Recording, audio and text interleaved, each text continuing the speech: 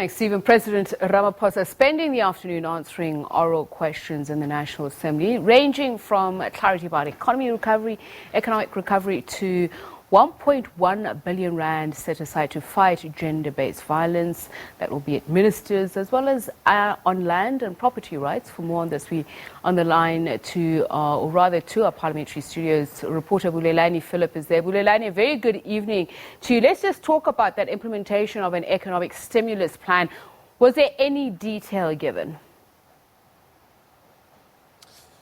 Good evening to you, Tsebiso, and to the viewers. The president really was reiterating some of the commitments by government to ensure that they actually reignite the economy with the view of creating jobs. Of course, he's been outlining matters that he's been raising all along during this year, particularly in his State of the Nation address, issues that include the release of spectrum to make sure that data costs are reduced, issues of ensuring that competition laws are strengthened, and issues of ensuring that they review the visa regime to ensure that we are able to attract tourists in terms of trying to ensure that that tourism sector is boosted.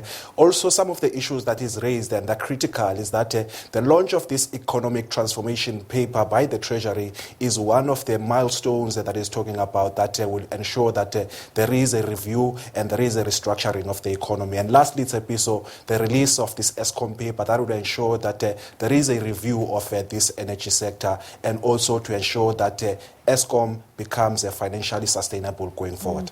Speaking of SOEs, Bulelani, the president previously saying that just within the realm of FDI, that there's already a great deal of interest in SAA. I'd imagine that questions around privatization emerging again in Parliament about what is the clarity on this?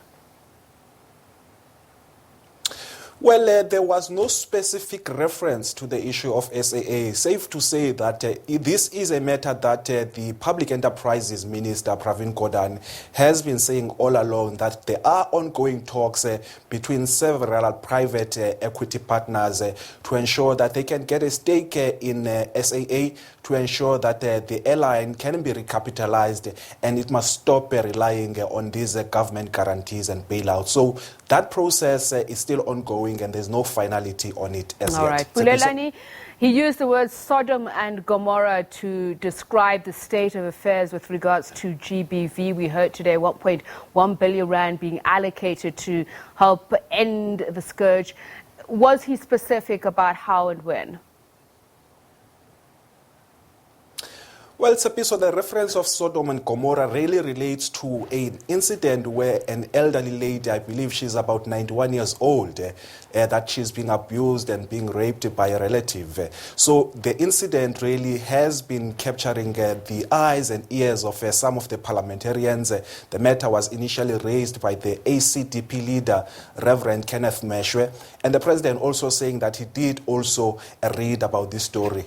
And in that context, this is when he was making announcements around what government is going to do in terms of strengthening the fight against gender-based violence. And amongst other issues, he made the announcement that the government will be giving out an additional R500 million towards the fight against gender-based violence. You'll recall in August, he did call a joint sitting of Parliament where he made a statement around calls to ensure that everyone rallies around the fight against the GBV. So in that month, he did make a commitment that the government would reprioritize about 1.1 billion rand towards the fight against GBV. And he came back today to say that there has been an additional amount of 500 million rand that would be added towards that, which will ultimately become 1.6 billion rand in total for this financial year. Tsepiso. Bulelani, thank you very much. Let's leave it there.